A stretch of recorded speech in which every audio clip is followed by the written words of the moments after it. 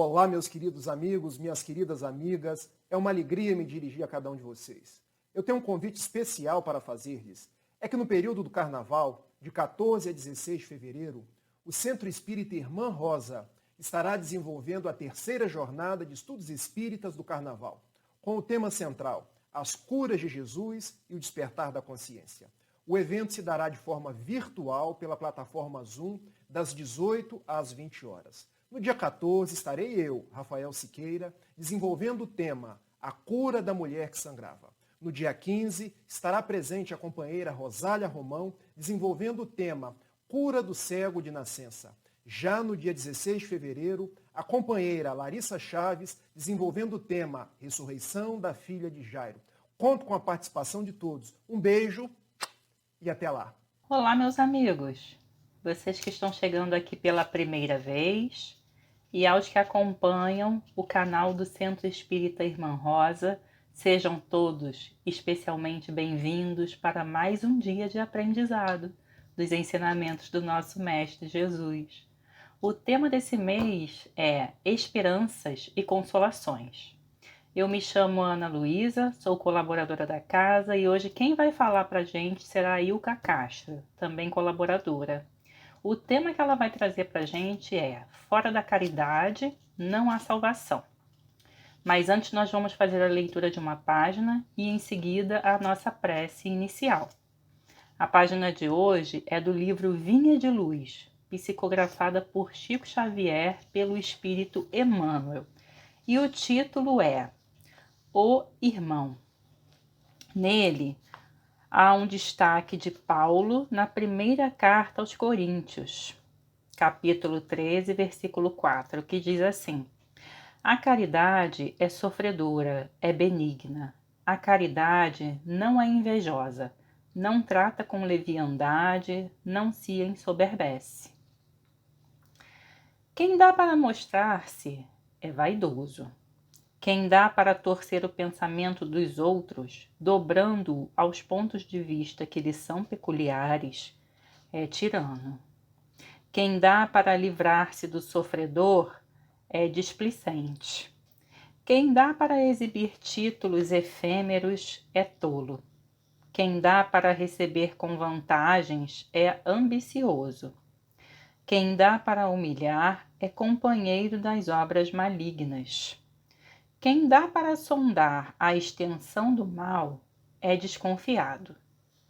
Quem dá para afrontar a posição dos outros é soberbo. Quem dá para situar o nome na galeria dos benfeitores e dos santos é invejoso.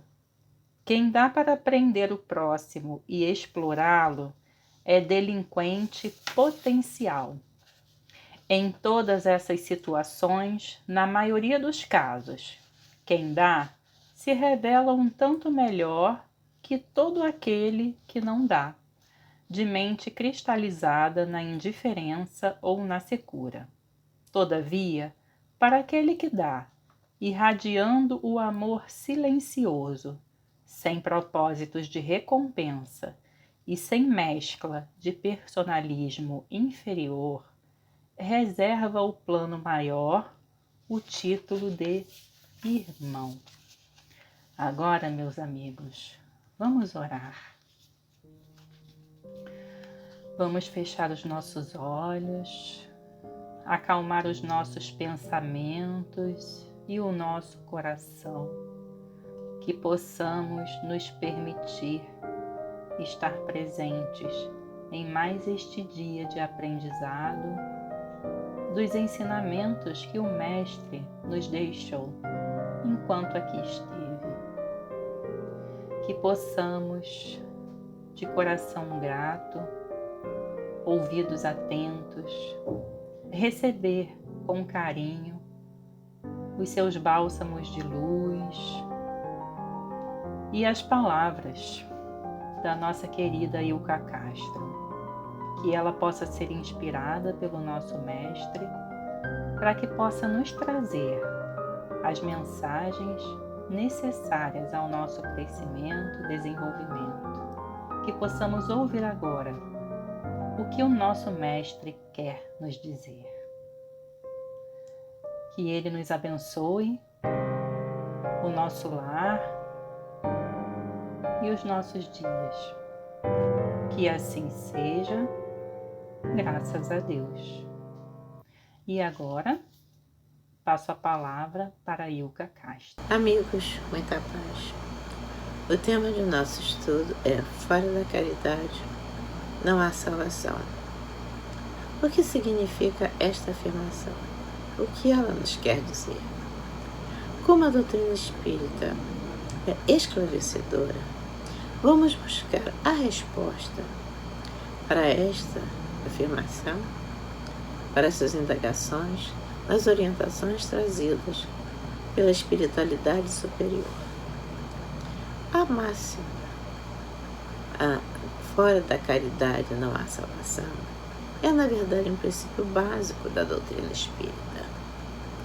Nós vamos iniciar então o nosso estudo, as nossas reflexões, pelo que poderíamos entender por salvação. Em todas as manifestações religiosas da humanidade, sempre perpassou pelo imaginário das criaturas a questão da salvação, que pode ser traduzida por estar junto dos deuses, do Deus, especialmente após a morte, estar no paraíso. No Evangelho segundo o Espiritismo, capítulo 15, de título Fora da caridade não há salvação, encontramos reflexões interessantes sobre a questão da salvação. A primeira, no item 8. Fora da igreja não há salvação. Segundo Kardec, esta expressão não trata a todos como os irmãos, porque na humanidade nem todos pertencem à mesma igreja. Ela se baseia numa fé especial, com dogmas e procedimentos religiosos particulares. E em vez de unir os filhos de Deus, pode vir a separá-los, como aconteceu em muitos momentos da história religiosa da humanidade. A história das guerras santas, porque estavam salvos, eram considerados salvos apenas aqueles que professassem a mesma fé religiosa. É, pois, diz Kardec, um dogma essencialmente contrário aos ensinamentos do Cristo e à lei evangélica. A outra expressão, fora da verdade não há salvação, que é o item 9 desse capítulo 15 do Evangelho segundo o Espiritismo, que diz o seguinte: fora da verdade não há salvação. Kardec argumenta, neste momento, fora da verdade não há salvação equivale a dizer fora da igreja não há salvação. São expressões equivalentes, porque são igualmente exclusivas, excluem pessoas, não unem. Além disso, todas as seitas e grupos religiosos pretendem ter o privilégio da verdade. Mas verdade absoluta é patrimônio unicamente de espíritos de categoria mais elevada. A humanidade terrena não poderia pretender possuí-la, porque não lhe é dado saber tudo. E na doutrina espírita, como é vista a salvação? Palavras de Kardec. O Espiritismo, tendo por base o Evangelho, admite a salvação para todos, independente de qualquer crença, contanto que seja observada a lei de Deus. Não diz, continua Kardec, fora do Espiritismo não há salvação. E como também não pretende ensinar toda a verdade, também não diz, fora da verdade não há salvação. Continua Kardec sempre, esta máxima separaria em lugar de unir e perpetuaria os antagonismos. Observemos aqui a posição de Kardec em relação à doutrina espírita. Diz ele, a doutrina espírita não pretende ensinar toda a verdade. Como pesquisador, como um mestre, Kardec sabia que conhecimento é algo que se vai adquirindo passo a passo. com perguntas, estudos, reflexões. Conhecer a verdade é um processo sempre contínuo de aquisições cada vez maiores. Então, mesmo com a expressão conhecereis a verdade, ela vos libertará, nós vamos nos libertando por passo a passo das nossas dificuldades. Sobre salvação, a doutrina espírita, então, em analogia com as demais frases da igreja e da verdade, que fora delas não haveria salvação, ela nos diz, fora da caridade não há salvação. Mas o que é a caridade? Sempre ouvimos falar que caridade é amor em movimento. Caridade é amor. E quando se fala de amor, fala-se de Jesus. No item 3 deste capítulo, temos: toda a moral de Jesus se resume na caridade e na humildade. E mais ainda, comenta Kardec, Jesus não se limita a recomendar a caridade. Apresenta de forma explícita e clara como condição absoluta para alcançar a felicidade futura. Kardec ainda comenta no item 5 deste capítulo: caridade e humildade, tal o único caminho para a salvação. E este princípio se acha formulado nos seguintes precisos termos: amarás a Deus de toda a tua alma e a teu próximo como a ti mesmo. Toda a lei e os profetas se acham contidos nestes 2 mandamentos. E continua Kardec: para que não haja equívoco sobre a interpretação do amor de Deus e do próximo, Jesus acrescenta: aqui o 2º mandamento, que é semelhante ao primeiro, isto é, que não se pode verdadeiramente amar a Deus sem amar ao próximo, nem amar ao próximo sem amar a Deus. Logo, tudo que se faça contra o próximo, o mesmo é o que fazê-lo contra Deus. Como não se pode amar a Deus sem praticar a caridade para com o próximo, todos os deveres do homem se resumem nesta máxima: fora da caridade não há salvação. Até aqui já se começa a ter uma ideia de que para alcançar a salvação é necessário aprender a amar ao próximo. No início do capítulo 15 do Evangelho, deste capítulo, são apresentadas 2 passagens evangélicas bem significativas para o entendimento de amar ao próximo. A primeira se encontra em Mateus, capítulo 25, versículo 31 a 46, onde o Senhor fala para os justos e os injustos. Bendiz os justos, que a ele pergunta: Senhor, quando foi que te vimos com fome e te demos de comer, com sede te demos de beber? Quando foi que te vimos sem teto e te hospedamos? Ou despido e te vestimos? Quando foi que te subimos doente ou preso e fomos visitar-te? O rei então responde: em verdade vos digo, todas as vezes que isso fizestes a um destes mais pequeninos dos meus irmãos, foi a mim mesmo que o fizestes. E o Senhor condena os injustos, que se voltam para o Senhor e perguntam: Senhor, quando foi que te vimos com fome e não te demos de comer, com sede e não te demos de beber, sem teto e sem roupa, doente ou preso e não te assistimos? Então o rei responde: em verdade vos digo, todas as vezes que faltastes, com a assistência a um destes mais pequenos, deixastes de tê-la para comigo mesmo. A segunda passagem é a bem conhecida parábola do bom samaritano. Alguém foi ferido, ficou ferido na estrada por conta de um assalto de ladrões que o deixaram à beira do caminho. Por ali passaram um levita e o sacerdote passaram lá. Um samaritano veio, auxiliou a esse ferido, levou-o a um lugar seguro e foi o cuidador deste ser ferido. O que isso nos chama a atenção nessas duas parábolas é o ensino de perceber, aprender a perceber a dor do outro, a dificuldade do outro, e que para aprender a amar é necessário que se perceba o outro.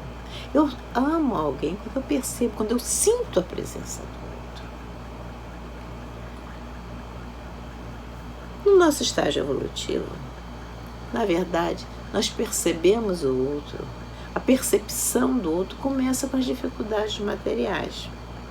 A caridade material, aquela que ajuda as dificuldades materiais, é a mais fácil, porque estas dificuldades são as mais visíveis. Mas o verdadeiro sentido da palavra caridade, como a entendia Jesus, e que está bem explicitada no Livro dos Espíritos, na questão 886, na Lei de Justiça, de Amor e Caridade, é resumida na seguinte expressão: benevolência para com todos, indulgências para as coisas e imperfeições alheias e perdão das ofensas. É o conhecido BIP, do que nós todos já ouvimos falar. Joana de Ângeles, no livro Diretrizes para o Êxito, no capítulo 3, diz que estas são ações sublimes e que são as mais difíceis de executar, de pôr em prática, de serem postas em práticas, uma vez que, em muitos momentos, elas se revestem de sacrifícios, mas que, no entanto, caracterizam uma verdadeira caridade, como entendia Jesus. E aí ela nos traz algumas reflexões sobre estas virtudes que caracterizam, de fato, a caridade. Benevolência, boa vontade. A benevolência para com todos representa um sentimento de profundo amor pelo seu próximo, de compreensão pelos seus atos. Identifica as necessidades evolutivas do outro e não lhe cria embaraços na marcha.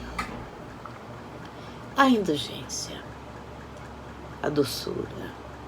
Ser indulgente para com as faltas alheias define um estágio moral avançado, que após vencidas as etapas de desequilíbrio e sombra do próprio indivíduo, ele aprende a entender o quão difícil é a libertação de atavismos primários que retém o ser na retaguarda. Perdão. O perdão das ofensas, por sua vez, nos diz Joana, é o auge das conquistas íntimas. Porque, uma vez conquistado, o ser compreende o quanto necessita ele próprio ser perdoado. Ou seja, do que ser perdoado no que se refere às suas próprias fraquezas ou delitos que haja cometido. Em qualquer situação, em todas as situações, nos convidam os Espíritos a ter a boa vontade, a ser indulgente e a perdoar.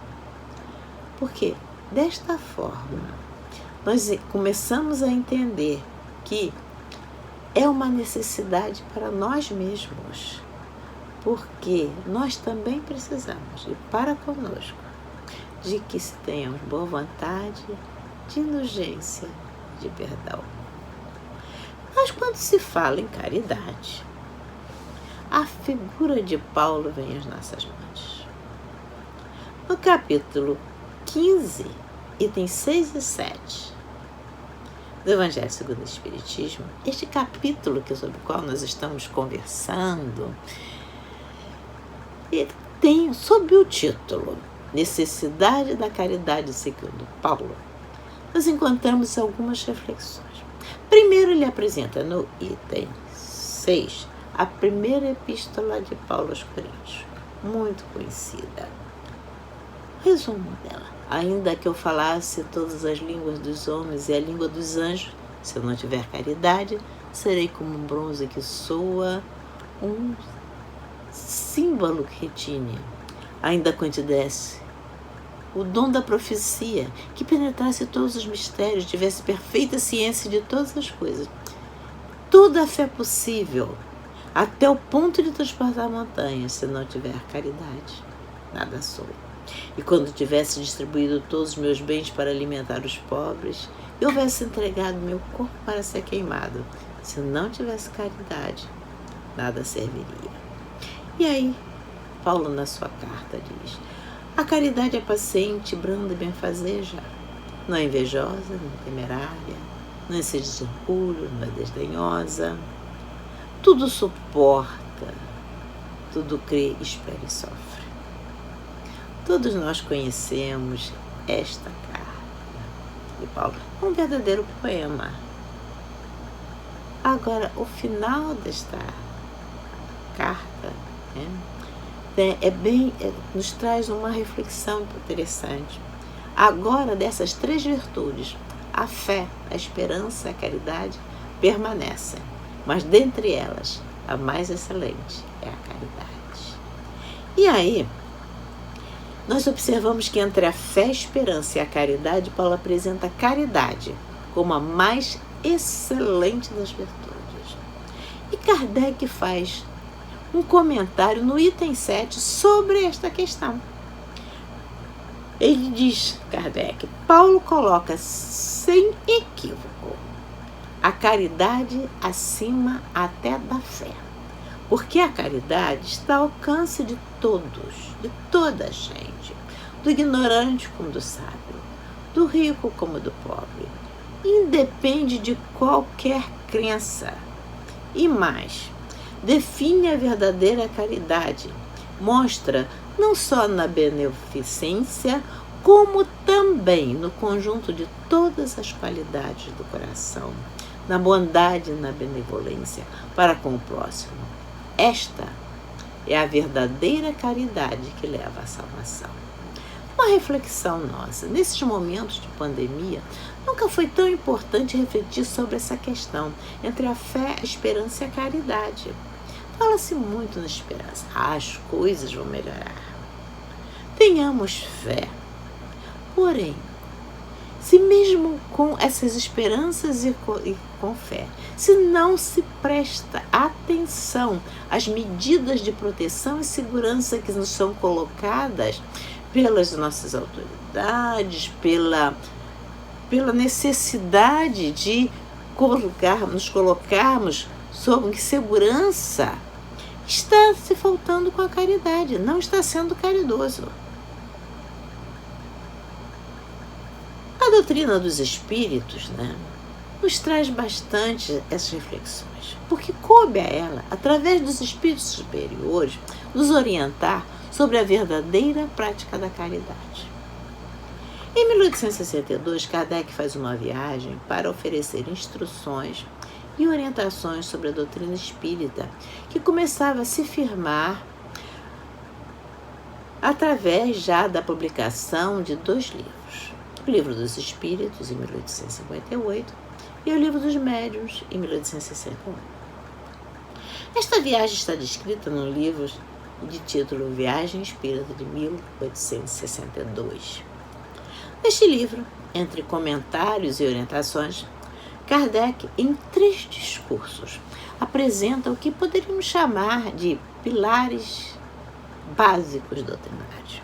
O primeiro discurso, o primeiro deles, sobre transformação moral, sobre verdadeiro espírita.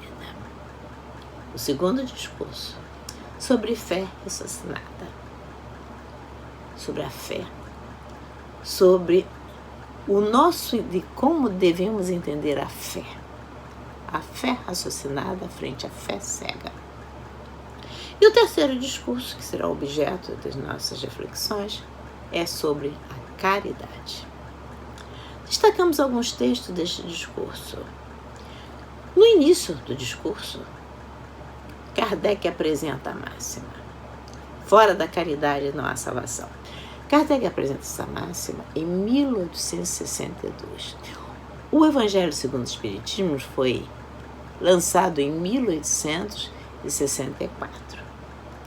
Ou seja, esta máxima já estava lá e tem um capítulo inteiro no Evangelho sobre esta expressão, sobre este princípio básico. Começa Kardec. A palavra caridade, vós o sabeis, senhores, tem uma acepção muito extensa. Há caridade em pensamentos, em palavras, em atos. Ela não é somente esmola. Então é Kardec falando para aqueles grupos nascentes fora de Paris, em Lyon e Bordeaux, que ele foi visitar. E aí ele explica a caridade em pensamentos.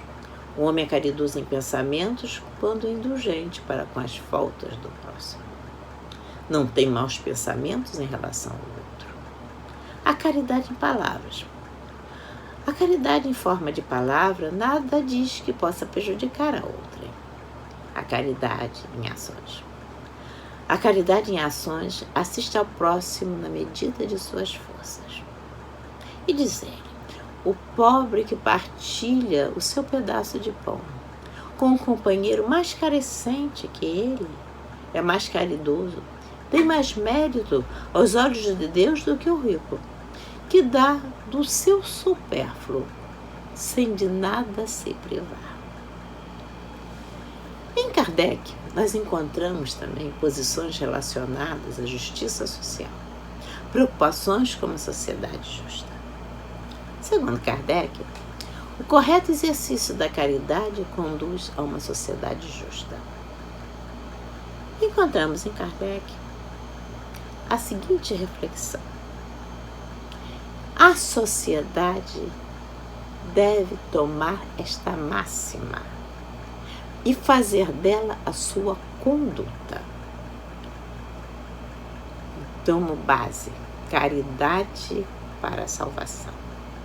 Porque ele disse, se a caridade substituir o egoísmo, todas as instituições sociais estarão fundadas sobre o princípio da solidariedade e da reciprocidade.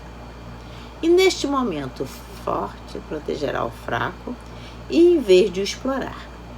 Sem a caridade, não há instituição humana estável. É o que nós esperamos no mundo de regeneração. E lembremos, estamos sendo preparados para este momento. Quantas oportunidades estamos tendo para aprender a vivenciar a caridade.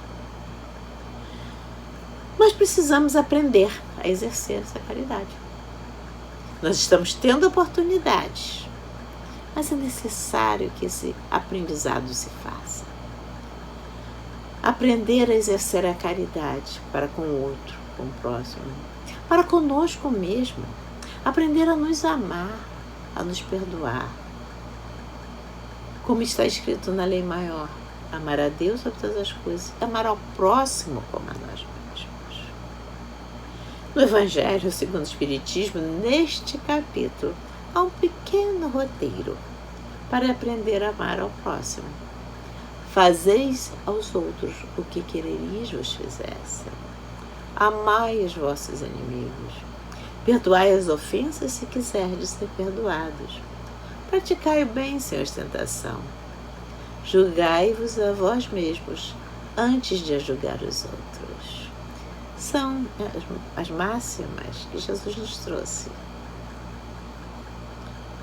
Este é, na verdade, um exercício de caridade que todos podem e devem praticar. No estágio evolutivo da humanidade, no estágio em que nos encontramos, estamos iniciando e aprendendo a prática das virtudes. É o que acontece com a caridade. Mas a espiritualidade superior, então, nos trazem orientações precisas para este aprendizado. Nós encontramos, por exemplo, em Paulo, no capítulo 10, no item 10 desse capítulo, onde ele nos traz nas instruções dos Espíritos, ele nos orienta a prática da caridade. Na prática da caridade estão encerrados os destinos dos homens, na terra e no céu. Na terra, porque à sombra deste estandarte eles viverão em paz. No céu, porque os que houverem praticado acharão graças diante do Senhor. Continua ainda. Da Paulo, levando por guia esta máxima, o homem nunca se perderá. Procurar entender o sentido profundo e as consequências desta máxima. E descubra por vós mesmos, nos orienta Paulo, todas as aplicações. Submetei todas as vossas ações ao governo da caridade. Porque com o exercício da caridade ela não apenas evita que se pratique o mal, mas fará com que se pratique o bem. E aí nós temos uma reflexão. Uma vez que Paulo nos diz, uma virtude negativa não basta. Ou seja, não fazer o mal. Não fazer o mal é uma virtude negativa. É necessário uma virtude ativa. É necessário fazer o bem. Por quê? Para fazer isso bem, é necessário a ação da vontade, o movimento. E para não se praticar o mal, basta, as mais das vezes, inércia e despreocupação. Ou seja, não fazer nada. Não basta praticar o mal, é necessário fazer o bem. E continua Paulo, aos amigos, agradecei a Deus o haver permitido que pudesses ter a luz do Espiritismo em seus caminhos. Não é somente os que a possuem possam ser salvos. Não é porque somente os que a possuem possam ser salvos. É que a luz do Espiritismo, ajudando-vos a compreender os ensinos do Cristo, os fará melhores cristãos. Joana de Ângeles nos convida, no livro Diretrizes para o Êxito, para as seguintes reflexões. As dádivas de natureza material enfoca a caridade nas suas primeiras manifestações. A caridade material auxilia o coração generoso a habituar-se no exercício da caridade e no cumprimento dos deveres fraternos que a vida impõe. A partir da caridade material se avança para as caridades morais, para as expressões morais mais altas, a benevolência para com todos, para todos também os corações perversos, a tolerância às debilidades morais, o esquecimento do mal. E ela nos orienta, toma Jesus como teu modelo, ser benevolente usando a indulgência e perdoando com total fraternidade, até o momento em que consigas esquecer todo e qualquer mal, para pensar somente no bem libertador. E no texto, caridade essencial, que consta do livro Vinha de Luz, é o item 110. Emmanuel nos orienta. Em todos os lugares e situações da vida, a caridade será sempre a fonte divina das bênçãos do Senhor. Quem dá o pão ao faminto, água ao sedento, remédio ao enfermo e luz ao ignorante, está colaborando na edificação do reino divino em qualquer setor da existência ou da fé religiosa que foi chamada. A voz compassiva e fraternal que ilumina o espírito é irmã das mãos que alimentam o corpo. As menores manifestações de caridade nascidas da sincera disposição de servir com Jesus são atividades sagradas e indiscutíveis. Antes, porém, da caridade que se manifesta exteriormente nos variados setores da vida, nos convida, Emmanuel, pratiquemos a caridade essencial, sem a qual não podemos efetuar a edificação e a redenção de nós mesmos. E que caridade é esta? A caridade essencial. Trata-se da caridade de falarmos, pensarmos e agirmos, segundo os ensinamentos do Divino Mestre no Evangelho. é seguir os seus exemplos, os seus passos, fazer de Jesus, de fato, o nosso modelo, o nosso guia. Nos diz Emmanuel, é a caridade de verdadeiramente vivermos nele, para que ele viva em nós. Sem essa caridade essencial, poderemos levar a efeitos grandes serviços externos, alcançar intercessões valiosas em nosso benefício, espalhar notáveis obras de pedra, mas, dentro de nós mesmos, nos instantes de supremo testemunho na fé, estaremos vazios e desolados, na condição de mendigos de luz. Agradeçamos a presença, sim, desses benfeitores espirituais que nos orientam a como vivenciar a caridade com Jesus. Muita paz a todos. Que Ele nos abençoe. A seguir, teremos momentos de luz, de paz, através da prece, que, inclusive, fluidificará as nossas águas. Muita paz a todos.